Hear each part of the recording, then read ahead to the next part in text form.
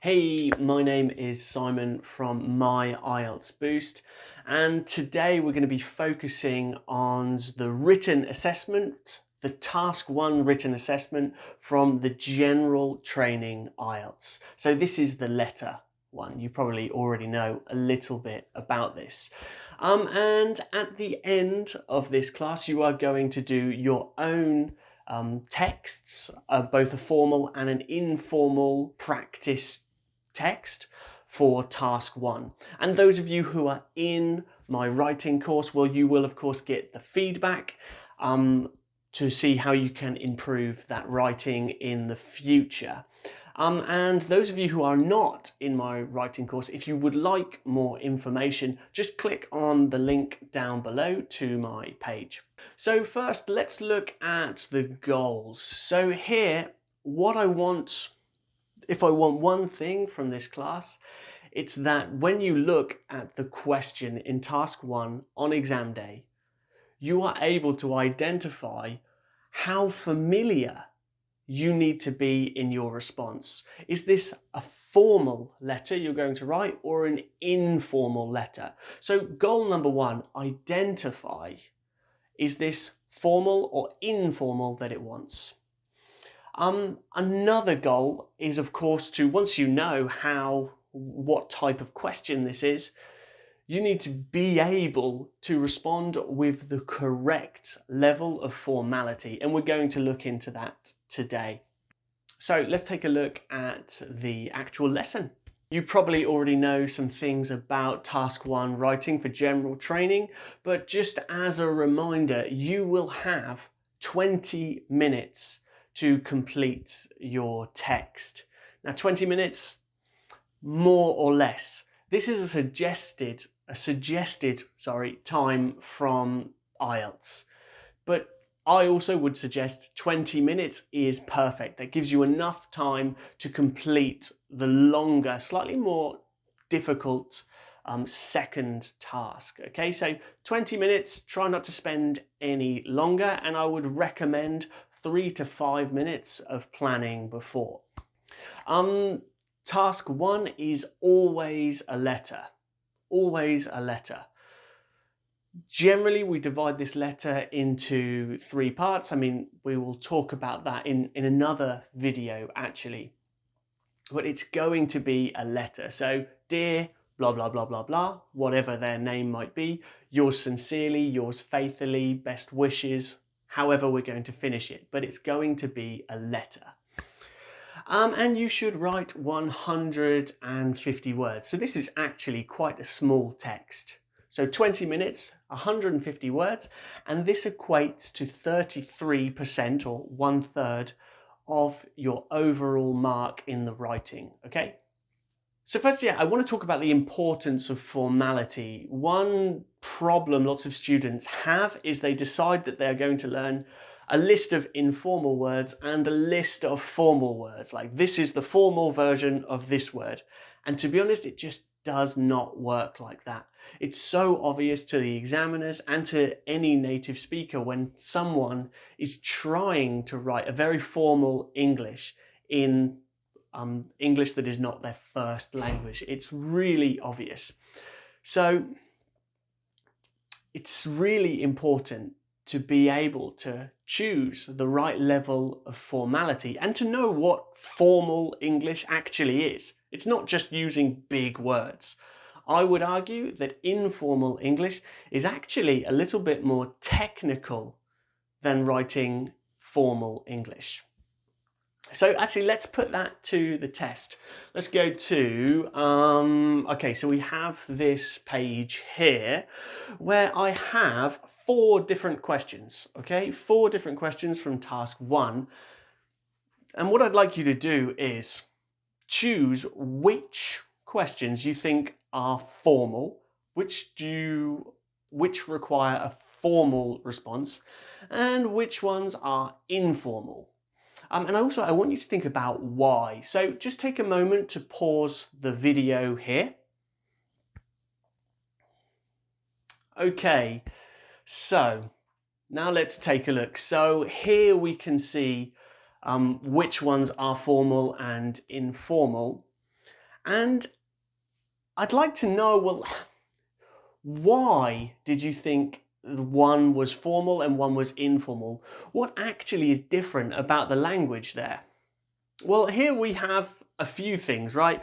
The most obvious being that the informal ones talk about a friend. You're visiting a friend, you're speaking to a friend, you're communicating with a friend.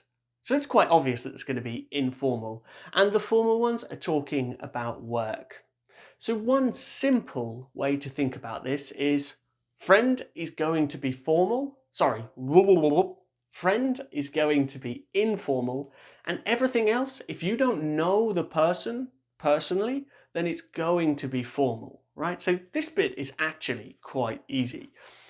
Here's where it gets a little bit more difficult to differentiate between the two. So here I have 4 examples of answers to those questions, and some are formal, some are informal. So again, pause the video here, just have a read and think which one's formal, which one's informal, and why.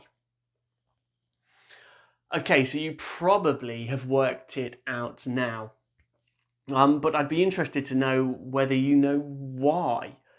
Well, let's look at a few reasons why that could be. I mean, first of all, it's quite striking to see that actually there's a lot more highlighted vocabulary in the informal. The formal looks relatively similar to the English most English learners would write. You know, I've worked as a teacher in different places, in different schools, and that is generally, the formal is just the normal English students would write in an exam. I mean, yeah, it is a little formal in some ways. I mean, yeah, you have must there instead of, say, must be submitted. I mean, this is more formal than have to or has to, but to be honest, it's not particularly formal language. And the other one, yeah, we have with regards to, okay, yeah, this is an expression that you would generally use when writing a formal email or letter in this case. So yeah, those elements are formal, but there are lots more elements of informality, let's call them, in those informal responses. I mean, first of all, maybe the most obvious are the contractions. So obviously you can do this in informal. Informal, we don't do this. What else do we have in there? Well, actually, it's quite interesting that phrasal verbs, lots of people think of phrasal verbs as advanced English. And they are. So phrasal verbs are advanced, but they're not necessarily formal. Usually we use phrasal verbs in an informal context, and they have a formal translation, let's say. What else do we have? Well, we also have some of the punctuation as well. We have exclamation marks in there, which you wouldn't use in a formal letter at all. And we also have some colloquial language too. Okay, so actually, as you can see, the informal letters are actually a little bit more complicated and maybe advanced in terms of general English language. The formal is probably the English that you already use. Okay, so that's a bit of a relief. Often people are a little bit stressed about the formal writing, but you got it. It's okay. Right. Well, so we've talked a little about differences in formality for the writing and the question. But now when it comes to the salutation, the saying hello and the saying goodbye, well, this is a little bit... In some ways it's easy because with IELTS they tell you that you have to start with dear and the name. So already that's good. One less thing to think about. Obviously in real life, if you're going to write an email to your friend or a WhatsApp message, you're not going to start with dear. It sounds a bit strange. But in IELTS, you have to start with dear. So one less thing to think about. And if it's an informal letter, we're going to start with dear and then their first name. So in my case, it would be dear Simon, or it could be dear James, like it is in this example. And we could sign off, or we could say goodbye in a few different ways. Lots of love, best wishes. I mean, there are lots of things you could say here, but you don't need to memorize lots of different sign-offs. These ones are perfectly fine. Okay, so that's the informal. But now what about the formal? Well, in this case, we actually divide it into two groups. Do you know the person's name or not? If you don't know the person's name, you can write Dear Sir / Madam. This slash with or madam. And we actually leave that horizontal line, we leave that in. We just write Sir / Madam. To be honest, these days, this is becoming less and less popular. The general advice is if you don't know their name, do your best to find out what their name is, or ask someone who knows. But in IELTS, we don't need to worry about that. That's the real world. In IELTS, Dear Sir / Madam is perfectly fine, no problem. And to sign off, to say goodbye, well, in this case, you would actually say yours faithfully. If you don't know their name, you say yours faithfully. And if you do know their name, just be sure that after dear, that you use their surname, their last name, their second name. So in my case, my name is Simon Ward. So you would say Dear Mr. Ward, dot or period, as the Americans say, Mr. or Mrs. Ward, okay? And to sign off, it's easy, you say yours sincerely.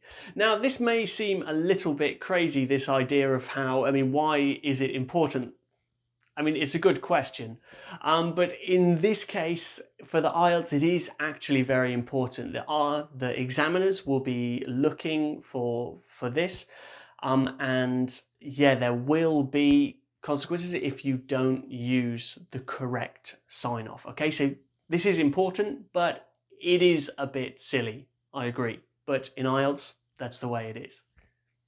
Okay, so we've got to the homework bit, the text assessment bit. So here I've given you two questions, an informal and a formal. I think it's quite obvious which is the formal, which is the informal, so I won't talk about it too much. What I would like you to do is to spend 20 minutes on each question. In exam conditions, give yourself a quiet room and 20 minutes to do each of these. It doesn't have to be on the same day, whenever you want, but 20 minutes to do this task. Once that is complete, well, just like with all the other writing assessments, send them to me. And if you're watching this video and you're not part of the My IELTS Boost writing course, and you would like to get involved, then give me a message. I'll leave a link down below to the Facebook page and my website where you can get more information to join in on the writing assessments.